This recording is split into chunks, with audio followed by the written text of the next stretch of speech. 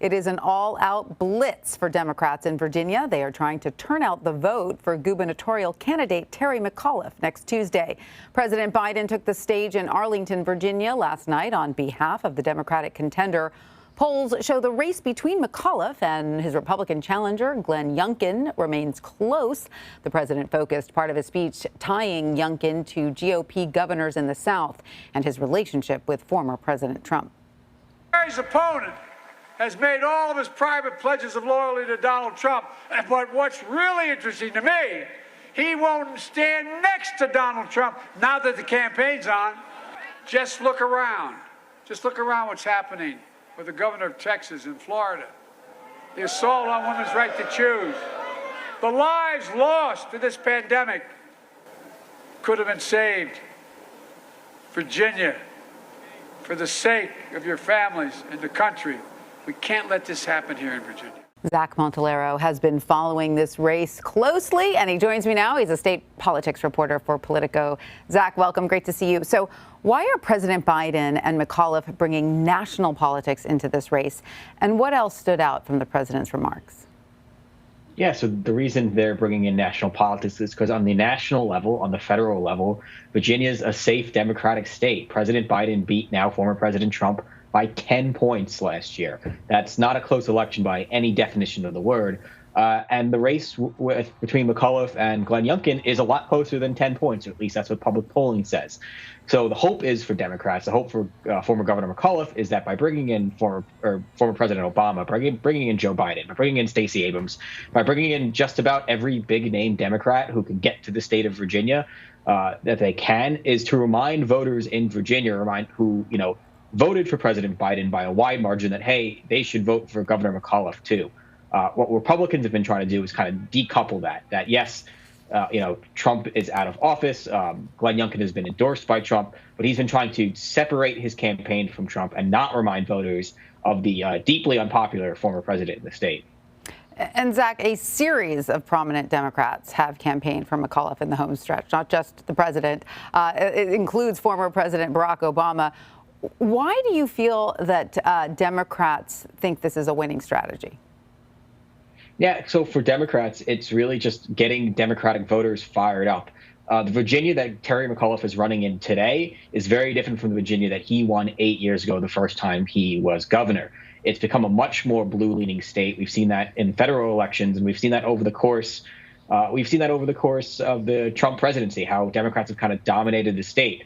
The big problem for McAuliffe in this race thus far has been poll after poll after poll after poll shows that Democratic voters are just not as enthusiastic about the race as Republican voters are. There's more Democrats in Virginia than there are Republicans.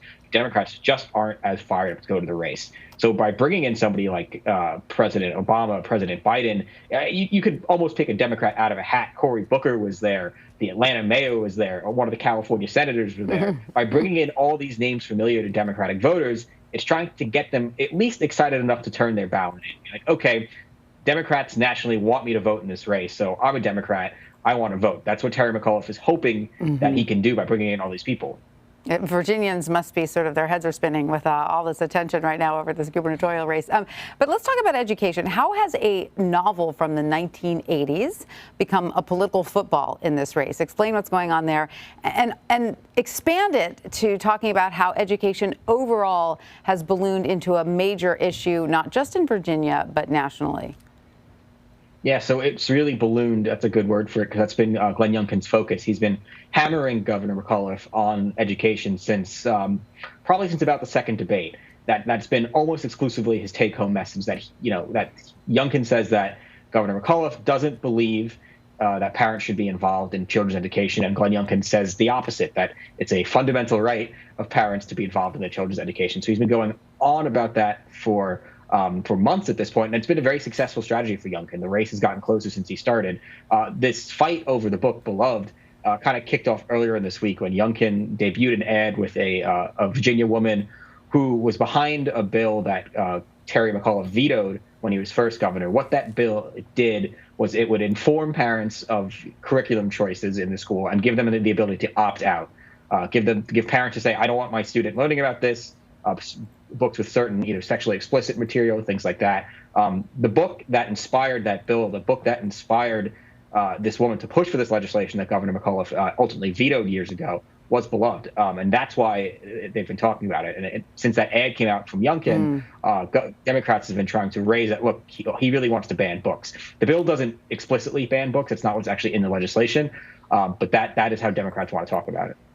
But it gives parents the right to decide if they want to ban the book from their households. In other words, like, I mean, right? The parents can decide that their children are not allowed to read the book in question. Is that right?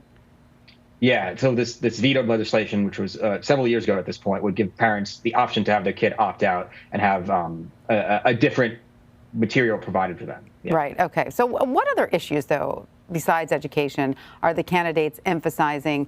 And what else seems to be resonating with voters? Yeah, the big one has really been education in the home stretch, especially for Youngkin. But Youngkin, the Republican nominee, has also been talking about the economy writ large. One of his proposals to get rid of the grocery tax in the state, which is a tax on groceries, exactly what it sounds like. He wants to get rid of grocery tax and kind of lower the tax burden overall in the state. Democrats countered that would absolutely destroy the state budget. Youngkin says he wants to put more money in Virginians' pockets. That's been a big issue. And then for Democrats specifically, Democrats have been trying to draw a connection between Youngkin's campaign and former President Trump.